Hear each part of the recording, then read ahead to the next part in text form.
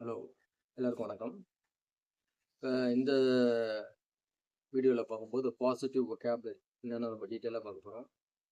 Positive vocabulary அப்படின்றத நம்ம எப்படி ஈஸியாக கண்டுபிடிக்கலாம்னு பார்த்தீங்கன்னா, நம்ம பேசும்போது முடியும் சார், நான் பார்த்துக்கிறேன், நான் ட்ரை பண்ணுறேன் ஒரு முறை, பரவாயில்ல சார், வாழ்க்கை இப்போ கொஞ்சம் பரவாயில்லையா இருக்கு, சரிங்க சார். அப்போது அந்த காலத்தில் சாப்பிட்ட உணவு மாதிரி இப்போ இல்லைனாலும் ஏதோ ஒரு உயிர் வாழ்கிறதுக்கு ஏதாவது உணவு கிடைக்குது, அதில் கொஞ்சம் சக்தி இருக்குதுன்னா உயிர் வாழ்கிறோம். ஸோ அந்த காலத்து மாதிரி இல்லை, இந்த காலத்து மாதிரி இல்லை, அப்போனா இப்போ எல்லாரும் வாழ்றதுலாம் எப்படி? ஸோ அதே மாதிரி ரொம்ப முக்கியமான விஷயங்கள பாசிட்டிவ் vocabulary எங்கே பார்க்கலாம்னு பார்த்தீங்கன்னா, இன்டர்வியூவில் பார்க்கலாம். ஐ ஆம் ஃப்ளெக்சிபிள், ஐ ஆம் positive person, I love to learn new things, அந்த மாதிரி ஹெச்ஆர் பேனலில் நான் இருக்கும்போது, ஸோ இது மாதிரி ஒரு பாசிட்டிவாக பேசுகிற கேண்டிடேட்டை நான் உடனே செலக்ட் பண்ணுவேன்.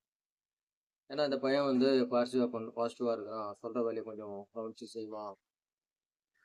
So if you give me training I can do that better அப்படின்னா, என்கிட்ட வந்து இதில் அனுபவம் இல்லை சார், ஆனால் நீங்கள் ட்ரைனிங் கொடுத்தீங்கன்னா நான் பண்ணுறேன், இந்த மாதிரி கேண்டிடேட்டை செலக்ட் பண்ணுறான். இல்லை சார், எனக்கு தெரியவே தெரியாது, அதில் நான் வந்து இந்த மாதிரி நெகட்டிவாக முடியாது.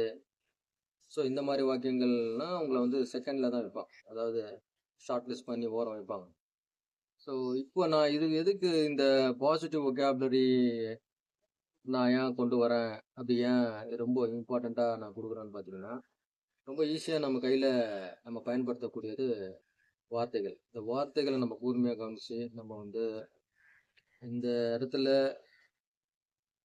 இடத்துல இது பேசணும் அது பேசணும்லாம் பிளான் பண்ணிலாம் இல்லாமல் பேசும்போதே வந்து நேர்மறையாக பாசிட்டிவாக, எப்படி சார் வாழ்க்கை போயிட்டுருக்கு, சரி இப்போ கொஞ்சம் பரவாயில்ல சார், வாழ்க்கையில் நான் வந்து சவாலை சந்திச்சிட்ருக்கேன், உடம்பு நல்லா இன்னைக்கு நாளைக்கு சரியாயிடும் சார், இப்போ உடம்பு ரொம்ப முடியலன்னா கூட நாளைக்கு நான் சரியாயிடுவேன் சார், சூழ்நிலை நல்லா இருக்குது சார், நல்ல சாதகமான சூழ்நிலைகள் இருக்குது, முன்னேற்றமான பாதையை நம்ம போயிட்டுருக்கோம், மக்கள் தொகை அதிகமாகிட்டு இருக்கு, அதனால் எல்லா தொழிலுக்கும் நல்ல வாய்ப்புகள் நிறைய இருக்குது, அதனால் எந்த தொழில் பண்ணாலும் அதனால் இதில் வந்து சிறப்பாக வர முடியும்.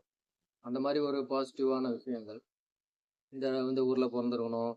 ஃபார் எக்ஸாம்பிளே இங்கிலீஷ் லேர்னிங்கில் பார்த்தீங்கன்னா, நான் வந்து கான்வென்ட்டில் படிச்சிருக்கணும், தெரியாதனமா எங்கள் அம்மா அப்பா வந்து எனக்கு ஆப்ரேஷனில் படிக்க வச்சுட்டாங்க, என்னை சுற்றி இருக்கவன் இங்கிலீஷ் பேச மாட்டான், ஒருவேளை நான் லாஸ் ஏஞ்சல்ஸ்லேருந்து நான் இங்கிலீஷ் பேசியிருக்கணும், இந்த மாதிரி வார்த்தைகளை நான் பார்க்குறேன். ஸோ அமெரிக்கா போயிட்டு வந்தவங்க கூட இங்கிலீஷ் தெரியாத சில பேரை நான் சந்திச்சிருக்கிறேன். கேட்டா என்ன சொல்கிறாங்கன்னா, எனக்கு இங்கிலீஷ் பேசணும் அவசியம் இல்லை, நான் இங்கே சுற்றி பார்க்க தான் வந்தேன், என் கூட இருக்கிற சபார்டினேட் பேசுவாங்க, அதனால எனக்கு இங்கிலீஷ் ஒன்றும் முக்கியம் இல்லை, அப்படி சொல்கிறவங்கள நான் பார்த்துருக்குறேன். ஸோ அப்போ பாசிட்டிவ் vocabulary என்பது வந்து வாழ்க்கைக்கு, தொழிலுக்கு, ரிலேஷன்ஷிப்புக்கு ரொம்ப முக்கியமாக வரும். ஸோ அதனால் கல்யாணத்துக்கு வரலன்றதை விட நான் வர முயற்சி பண்ணுறேன்னு சொல்கிறது வந்து ஒரு பாசிட்டிவான ஒரு இதுவாக இருக்கும். அதனால் இதில் வந்து நம்ம நெகட்டிவை எப்படி பாசிட்டிவாக கன்வெர்ஷன் பண்ணலாம் அப்படின்றத ஒரு ரிப்போர்ட் ரெடி பண்ணியிருக்கேன். அதில் வந்து நீங்கள் வந்து ஈஸியாக நீங்கள் பார்க்கலாம், இப்படி பேசலாம், சரிங்களா? ஸோ அதை வந்து நம்ம ஒன் பை ஒன்னாக நம்ம பார்க்கலாம்.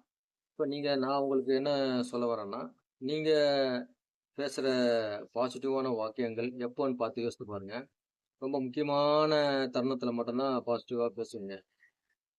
ஹெட் மாஸ்டர் வந்து உங்கள் பையனை பற்றி குறை ஏதாவது சொல்ல, இல்லை சார் நான் வந்து திருத்திக்கிறேன், நான் வந்து சரி பண்ணிட்டேன், ஏதோ குற்றம் உங்கள் மேலே சம்மந்தப்பட்டது, நான் உண்மையாகவே இருந்தால், இல்லை சார் திரும்ப அந்த விஷயத்த நான் வராமல் நான் பார்த்துக்கிறேன், இந்த மாதிரி ரொம்ப நிக் ஆஃப் த மூமெண்ட்டு தான் நம்ம வந்து பாசிட்டிவான வார்த்தைகளை பேசுவோம்.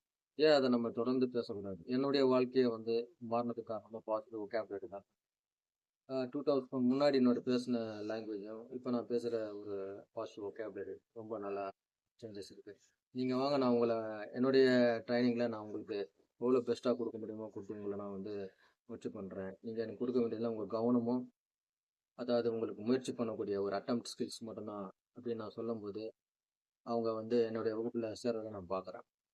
ஸோ உங்களுக்குலாம் வராது, நீங்கள் கவனிக்க மாட்டீங்க, ஸோ அப்படிலாம் இல்லாமல் உங்களுக்கு இன்னொரு மெத்தட் நான் முயற்சி பண்ணுறேன், ட்ரை பண்ணலாம், ஏபிசிடி இல்லை A to Z இது மாதிரி 26 எழுத்து மாதிரி 26 அட்டெம்ப்ட் நான் பண்ணுவேன், அதில் ஏதாவது ஒரு முயற்சியில் நீங்கள் வந்து கண்டிப்பாக வெற்றி பெறுவீங்க, இந்த மாதிரி நான் சொல்லும்போது அவங்க கண்டிப்பாக வகுப்பில் சேர்றாங்க. நிறைய சேல்ஸ்மேனு, நிறைய மார்க்கெட்டிங் பீப்புளெலாம் பார்த்தீங்கன்னா பாசிட்டிவாகவே பேசுவாங்க.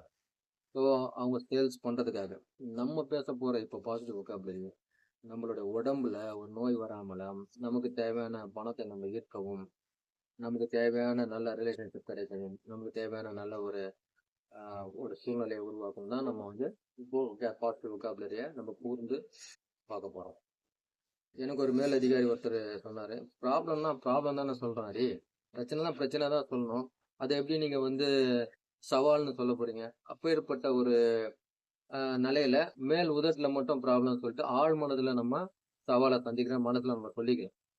பேருக்குன்னா நம்ம பேசலாம், அந்த மாதிரி பிரச்சனை, தகராறு, இந்த மாதிரி இருக்கிறதுலாம் ரொம்ப தெளிவுபடுத்தக்கூடிய ஒரு வொக்காபுலரியா இருக்கு. ஆனா அது உள்ள ஒரு மிகப்பெரிய ஒரு நெகட்டிவ் இருப்பதை நம்ம கவனிக்கணும்.